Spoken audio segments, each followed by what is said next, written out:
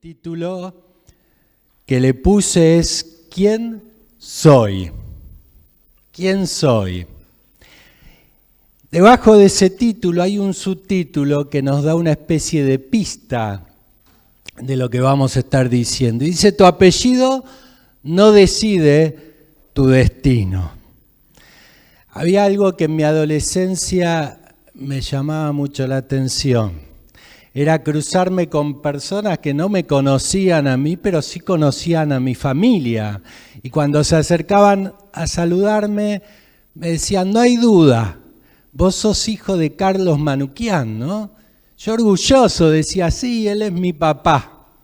A veces esto me pasaba aquí en la zona, ¿no? Él en aquel entonces era el médico en Monte Grande, era bastante conocido, y me cruzaba cada 2 por 3 con pacientes y me decía, sos hijo del doctor, ¿no? Sos igual a él. Y claro, los hijos heredamos, entre otras cosas, los rasgos físicos de los padres. Ahí en Génesis 5:3 dice que cuando Adán llegó a la edad de 130 años, tuvo un hijo a su semejanza e imagen y lo llamó Set. Para empezar voy a hacer una pregunta, y si es esta, ¿qué heredamos y qué no heredamos? Investigando un poco sobre este asunto encontré que el 50% del ADN, desde el punto de vista biológico y científico, pertenece a nuestro papá. Y el otro 50% es de nuestra mamá. Así que no solo tengo de mi papá, sino que también tengo de mi mamá. Y este ADN determina, entre otras cosas, rasgos físicos, pero también componentes de comportamiento y predisposiciones médicas. Por eso cuando vas al médico te hacen una pregunta y es antecedentes familiares. ¿Por qué? Porque muchas de las situaciones de salud que pasamos pueden tener que ver con alguna situación de nuestros familiares. Así que no solo nos parecemos físicamente, sino que también heredamos, entre otras cosas, cuestiones de salud. Ahora bien, cuando uno va al plano moral, espiritual y psicológico, la cosa cambia. ¿Por qué? La mayoría de las tradiciones espirituales señalan que hay una responsabilidad individual en cada uno de nosotros. Nacemos con libre albedrío. Las situaciones son estrictamente individuales. Esto es algo que no se hereda, tanto los pecados como las culpas o quizá las virtudes que pertenecieron a nuestros padres no nos pertenecen a nosotros. Cada individuo es y nace, como dijimos antes, con libre albedrío y es un alma propia. No hay herencia ni de logros ni de pecados. Somos quienes decidimos de alguna forma querer ser, no quienes fueron ni nuestros padres ni nuestros abuelos. A veces uno puede estar de alguna forma orgulloso con la familia. Y otras veces, que también es muy común, puede estar enojado con la familia, con los padres que les tocó. ¿Por qué me tocó esto a mí? Pero vos sos y te definís como vos querés definirte al margen de los logros, de los desaciertos de tus antepasados, vos te definís diferente. Lo único que heredamos no lo heredamos de nuestros padres, es el pecado que menciona la Biblia, el pecado original que heredamos de parte de Adán. Ahí cuando lees en Romanos 5, habla de un pecado que entró por un hombre y menciona a este hombre que es Adán, y a través de ese pecado entró la muerte, y también dice de la misma forma, por un hombre, y menciona a Jesucristo, entró la justicia, la justificación, y eso pasó a todos los hombres, ¿para qué? Para vida. En conclusión, lo malo o lo bueno que hicieron nuestros antepasados no nos pertenecen. No estoy diciendo que nos olvidemos, para nada. Debemos recordar lo que hicieron, pero lo que estoy diciendo es que debemos levantar ese ancla que a veces nos deja atados a todas esas situaciones del pasado y empecemos a definirnos nosotros como seres individuales, porque cada uno es responsable por sí mismo. Somos una hoja en blanco, como aparece ahí, estás vos y no hay nada más. Como no nos pertenecen ni lo bueno ni lo malo que hicieron otros, tampoco nos pertenece ni una condena ni un premio. Hay dos cosas que quiero señalar que deben preocuparnos. La primera es cuando uno vive mostrando los logros de otros. Soy hijo del doctor. ¿Y qué? Él es el doctor, no yo. Me acuerdo hace mucho cuando, no voy a decir si es mujer o hombre, un joven voy a decir. Me conocí un joven que era nieto de pastor. Era el nieto del pastor, todo el mundo lo conocía como el nieto del pastor. Ahora él vivía como le parecía a él, pero era el nieto del pastor.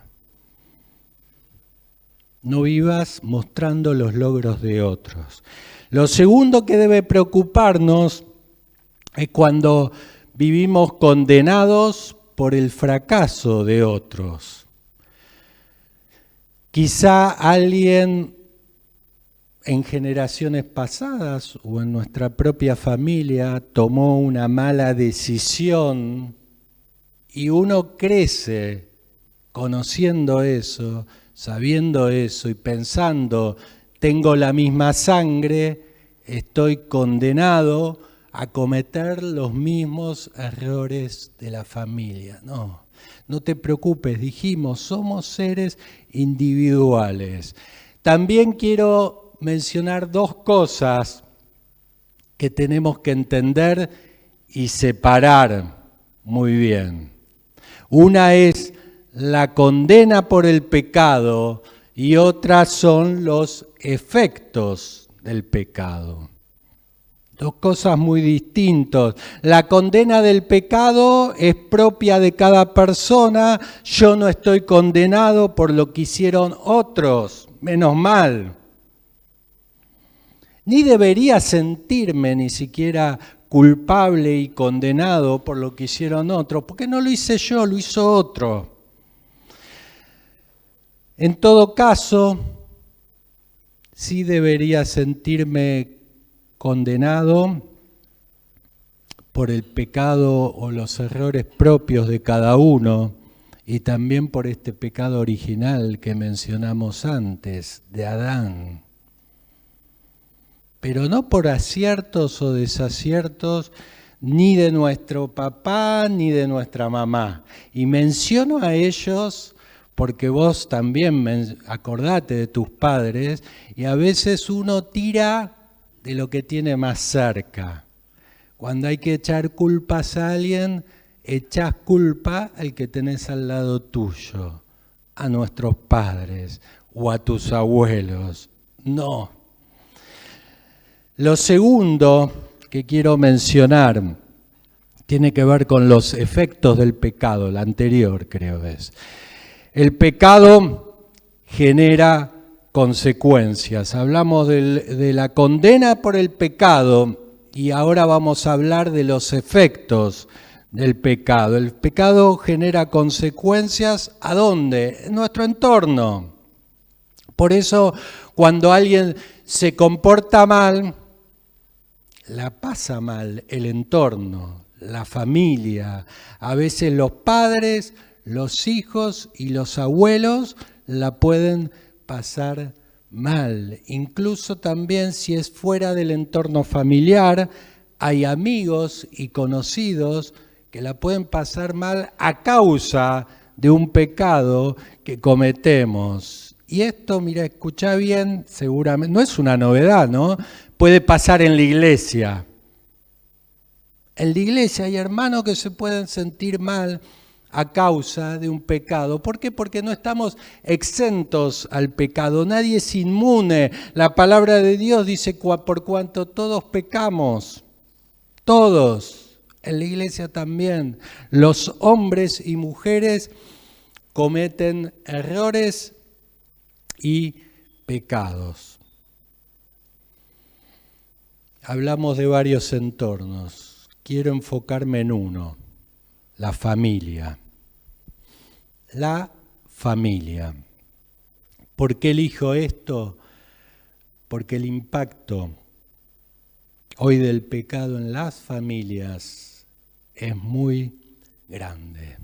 El diablo vino a eso, a destruir el entorno familiar.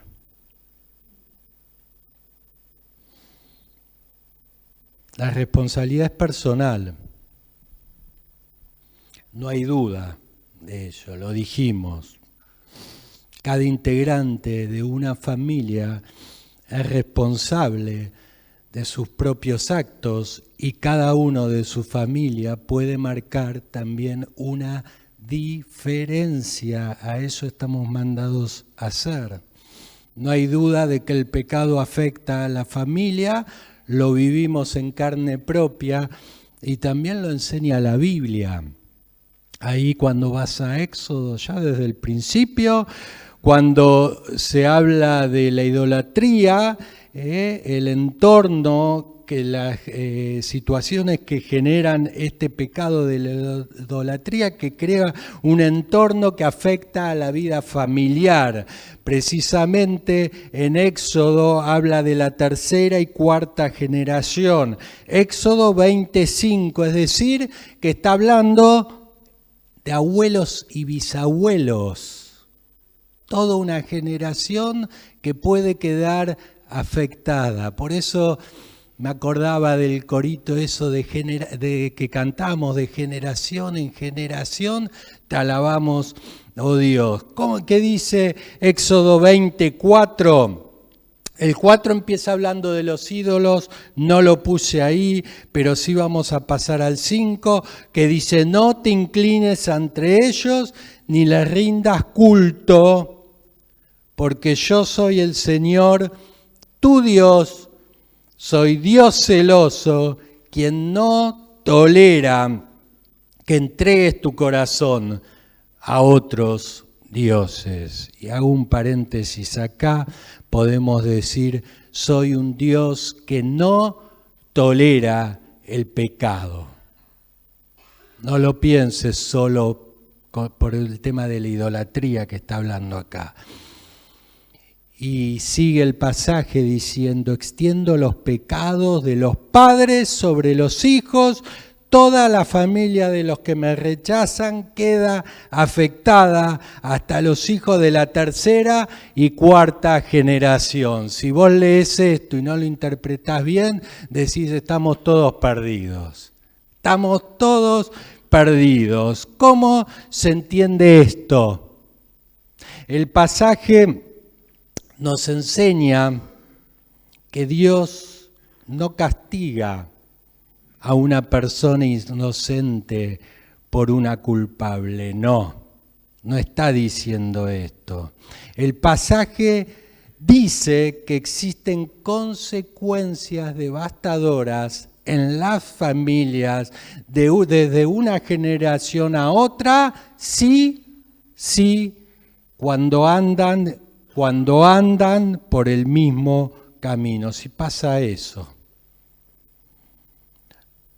Cuando leímos toda la familia de los que me rechazan quedan afectadas. Pero, menos mal que está el capítulo que sigue para aclarar un poco más, el versículo que sigue. Pero si cambias de actitud, la cosa cambia. El versículo 6 nos da seguridad, dice, pero derramo amor inagotable por 1000 generaciones sobre los que me aman y obedecen mis mandatos. Otra pregunta para que pensemos cada uno en su vida personal, y es ¿cuál es mi actitud frente a las situaciones familiares? Porque consciente o inconscientemente todos tomamos una postura. Leímos que el amor inagotable de Dios, otra versión, la Reina Valera, dice la misericordia de Dios. Una palabra tan conocida y tan común encontrarla en la Biblia, habla sobre un amor inagotable de Dios. ¿Para quién? Para los que aman y obedecen estrictamente a Dios. Yo cuando escucho la palabra misericordia y digo, qué bueno, que Dios es misericordioso, porque a todos nos gusta saber eso, escuchar eso, pero la misericordia de Dios no la da a cualquiera. No reparte misericordia sin límites para cualquiera. Durante el exilio en Babilonia, el pueblo de Israel utilizaba un refrán muy popular en aquel entonces. Lo usaban para excusarse un poco de las propios errores que cometían. Está en Ezequiel 18:2. Dice, los padres comieron las uvas agrias y a los hijos se les destemplaron los dientes. ¿Cómo puede ser esto? Hay versiones, hoy tenemos un montón en la palabra. Dice la traducción lenguaje actual, voy a decir. Los padres la hacen, los hijos la pagan. Queda un poco más claro. Es verdad que por culpa de otros podemos sufrir consecuencias. Hablamos hace un ratito, los efectos del pecado son las consecuencias. Pero por decisión propia, Dios puede aliviar estas consecuencias e impactos en mi vida. Ahí te encontrás con la misericordia de Dios, con el amor inagotable que tiene Dios para aliviar mi situación. Ya lo dijimos, que lo que hicieron otros es responsabilidad estrictamente de ellos, pero hay una responsabilidad que es tuya y es mía, que es lo que estoy haciendo yo con lo que tengo que hacer. Es mi responsabilidad.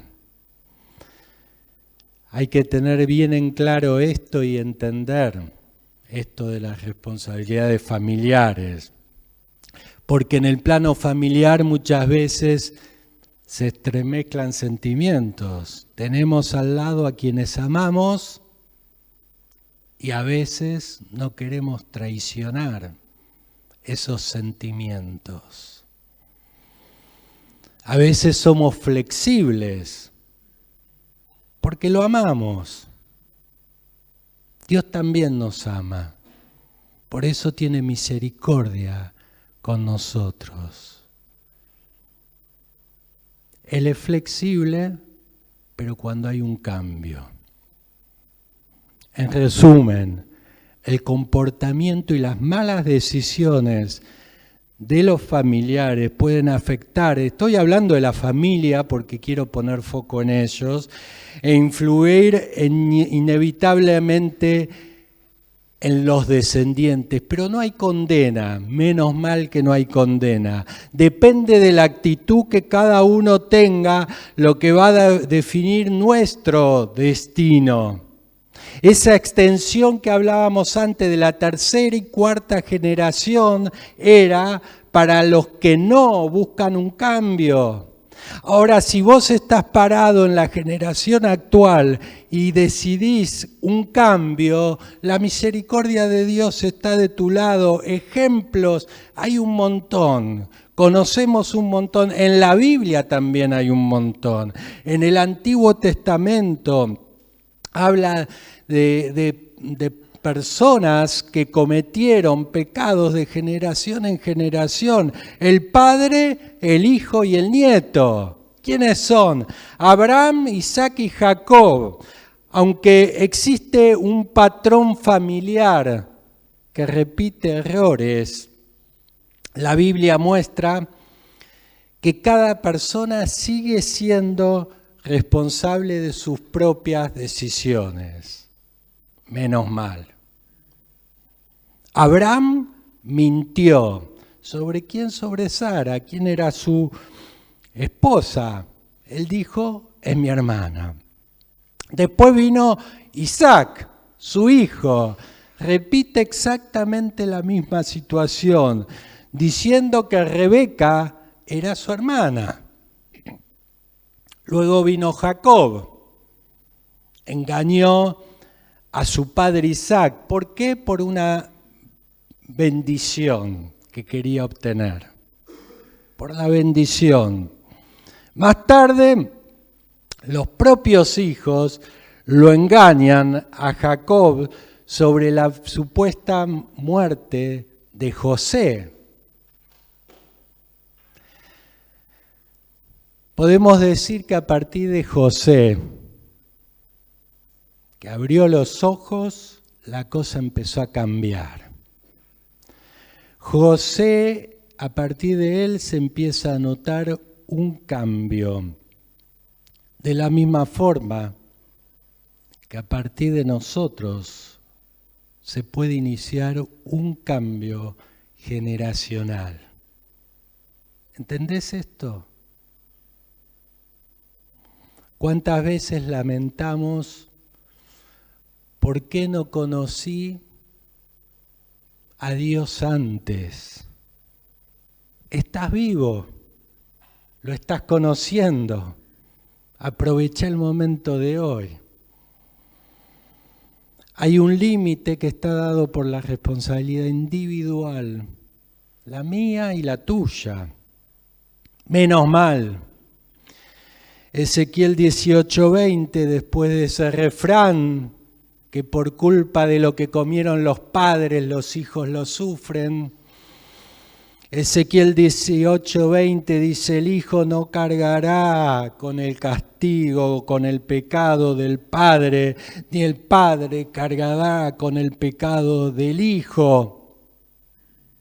Es decir, que los errores o aciertos espirituales de los padres no son ni condena ni herencia. No. Si vos decidís enderezar algo que está torcido, que lo estás viendo, pero decidís enderezarlo, la misericordia de Dios, el amor inagotable de Dios está con nosotros. ¿Puede haber sinsabores? Claro, por supuesto, porque los queremos, son familia, somos familia. Pero no hay condena.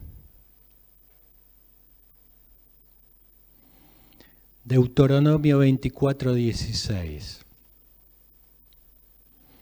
Los padres no morirán por los hijos, ni los hijos morirán por los padres. Cada uno morirá por su propio pecado.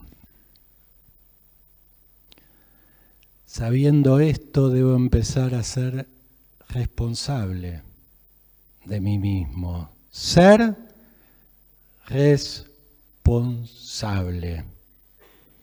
¿Por qué? Porque el futuro está en mis manos, no en el apellido que porto. Ser responsable, yo de mis actos, vos de tus actos, y el entorno va a cambiar. No hay excusas, no hay culpas. Soy así porque ustedes no supieron. No va más. Estoy así por tu culpa, es lo más fácil de decir. Pero eso no es ser responsable. No es un argumento válido. Somos nosotros los que debemos hacer bien las cosas. El resto sabrá muy bien. El hecho de ser responsable cada uno de sí mismo quiere decir algo. ¿Qué quiere decir ser responsable y qué no quiere decir? Para los padres no deben desentenderse de los hijos. El hijo cuando es mayor de edad, igual sigue siendo tu hijo. No te desentiendas.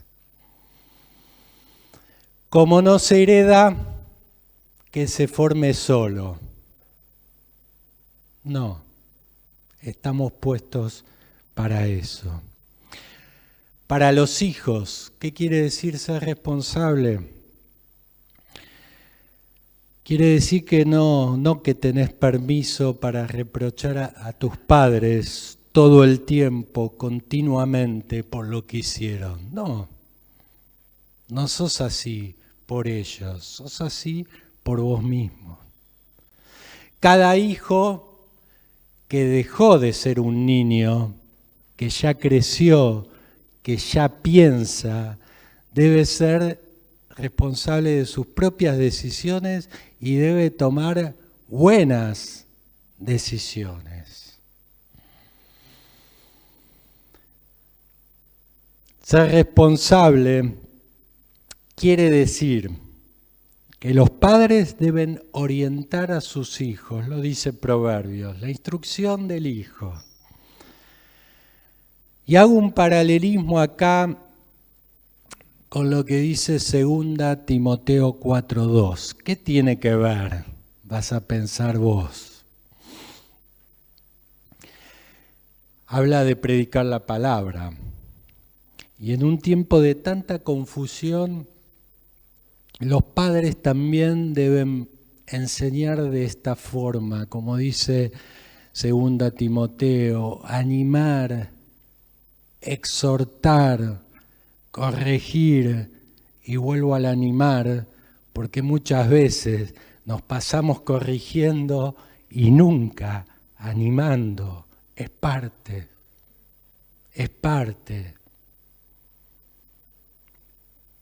Pablo le está hablando a Timoteo y le dice, enseñá de esta forma, predicá la palabra de esta forma. ¿Se refiere a una recomendación pastoral? Sí, pero también se puede aplicar y gestionar en el ámbito familiar, se debe hacer. ¿Cómo? Con toda paciencia y doctrina, como le está hablando Pablo a Timoteo. ¿Cómo cuesta esto? Lo de la paciencia, porque no es algo que tenga que ver con resultados inmediatos, no. Lleva un montón de años. No alcanza con hacerlo solo una vez, no. Hay que hacerlo todo el tiempo, a tiempo y fuera de tiempo. También menciona una palabra que es doctrina. Y hay doctrinas de todo tipo, hay doctrinas militares, políticas, filosóficas, y también podemos decir que existe o podría existir una doctrina familiar, que es lo que decide enseñar esa familia. Puede estar equivocada o no, pero es una doctrina. Ahora, cuando se habla de una sana doctrina, la cosa cambia. Está hablando de una enseñanza alineada con la palabra de Dios. La enseñanza tiene que ser sana y alineada con la palabra de Dios. Un valor espiritual o moral no se hereda automáticamente, no pasa por la sangre. Sí se transmite a través de la enseñanza y de los ejemplos, con paciencia. Con paciencia, lleva años. Hay una frase que en las familias se dice, sobre todo cuando uno está enojado con alguien: no sé a quién saliste, no te pareces en nadie, ni a tu papá ni a tu mamá. Saliste de lo que aprendiste. Es una responsabilidad para los padres. Hay veces que ese proverbio no es muy agradable para algunos padres, de enseñar a sus hijos, y aunque sean viejos, no se van a apartar.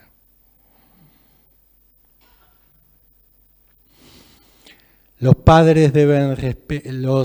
hijos deben respetar y honrar a sus padres, escuchá bien, incluso ante lo malo que vean, incluso.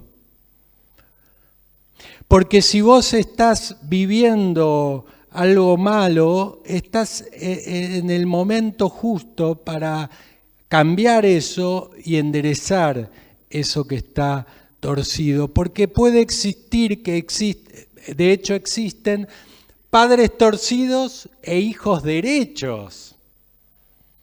Así como también pueden haber padres derechos e hijos torcidos.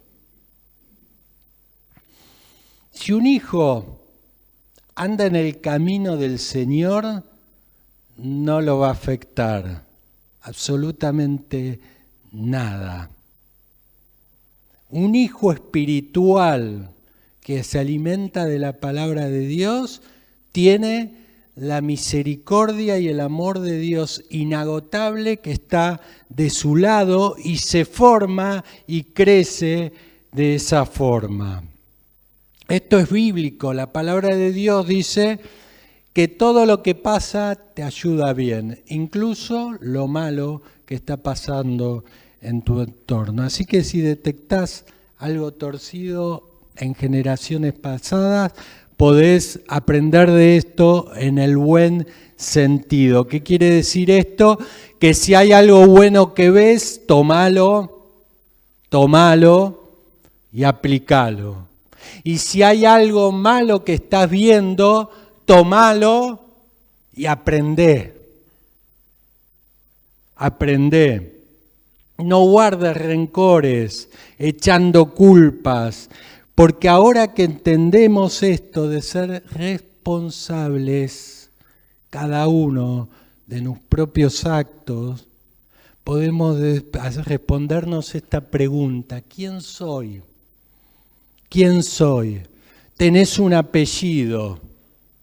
Somos portadores de un apellido, pero ese apellido no decide tu destino. El destino lo decidís vos. No estás condenado. No tenés una herencia que te lleva a la condena por portar ese apellido. Hacé honor a tu apellido levantando en alto el nombre de Cristo. No hay otro nombre sino que el de Jesucristo, el que puede levantar tu persona. ¿Quién soy? ¿Quién soy? Mi identidad no está definida por lo que fueron otros, no. Mi identidad es propia, soy yo. Tampoco soy lo que fue otro en otro tiempo. ¿Quién soy? Soy un hombre y una mujer nueva. Nueva, ¿por qué? Porque soy un hijo de Dios y Cristo cambió nuestras vidas.